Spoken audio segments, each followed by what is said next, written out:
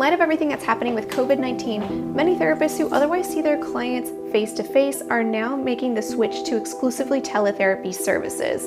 And this sudden switch has presented an array of unique challenges that might not otherwise apply to offering teletherapy. I'm Dr. Marie Fang. I'm a psychologist working in private practice in San Jose, California. And ever since I started my practice in 2012, I've been working with primarily face-to-face clients, but as of March 14th of this year, I made the switch to exclusively teletherapy services. Hi Vanessa, how are you doing today? There are many advantages to teletherapy, and particularly lately surrounding the social distancing precautions around COVID-19, teletherapy allows many people to access mental health care who otherwise wouldn't be able to access it, or in order to access it, they might need to put themselves at risk. Teletherapy refers to all therapy services offered electronically, whether it be video, phone call, email, or text, but colloquially, when therapists refer to teletherapy, most of the time they're referring to video therapy. Teletherapy is subject to the same rules and regulations as in-person therapy, with a few extras to address the need to maintain patient privacy. It does seem to be the case that the option of meeting a therapist through a screen caters well to some populations and not so well to other populations.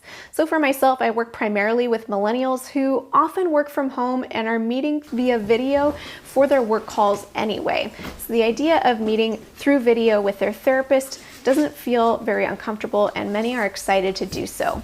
However, I've heard from other therapists who found that their clients don't even want to meet at all if it means that they have to put themselves on a video.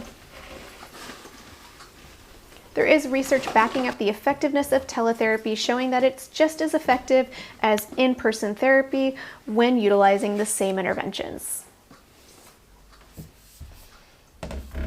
Within the current context of the COVID-19 restrictions, my practice has shrunk significantly, and there are a number of factors contributing to this.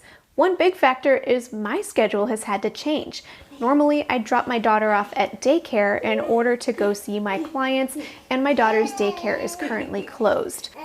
So I've needed to reduce my total hours available to see clients to about a third of what I typically offer to them. So I only have a few slots available on my schedule right now. I'm hearing from the majority of my colleagues that their income has dropped as a result of COVID-19 and switching to teletherapy. For some, their income has dropped as much as 50% or more, and there are some who aren't taking a paycheck right now at all.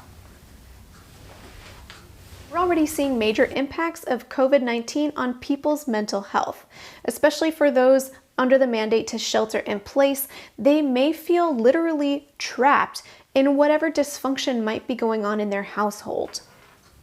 Generally speaking, my colleagues and I have so far seen an increase in anxiety in a major way. If clients were already experiencing symptoms of anxiety, they've just kicked up into high gear.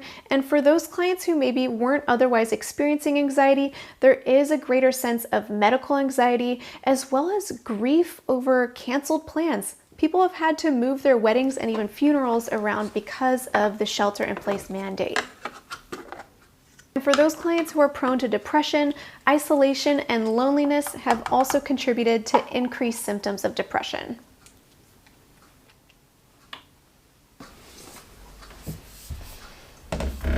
In order for teletherapy to be successful, one of the biggest factors required is a great Wi-Fi signal.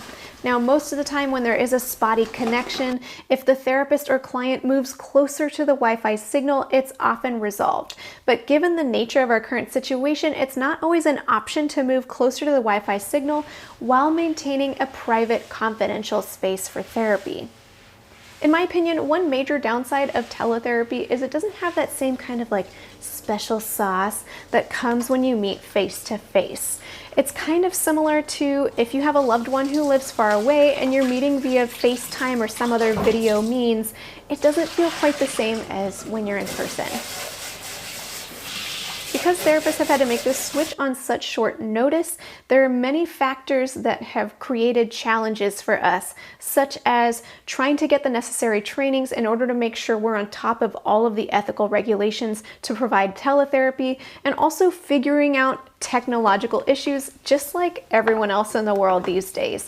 It's hard to figure out which platforms are HIPAA secure and care for your client's privacy, and trying to onboard your clients to those platforms at the same time. I know therapists who have tried one platform, had technological issues, and then switched to 2 or 3 different platforms until they found one that really works for their practice. One major issue that I've experienced meeting with my clients via teletherapy, particularly while the shelter-in-place mandate is in effect for some of us, is because there are so many people inside the household, it's really difficult to find a private space to meet with your therapist.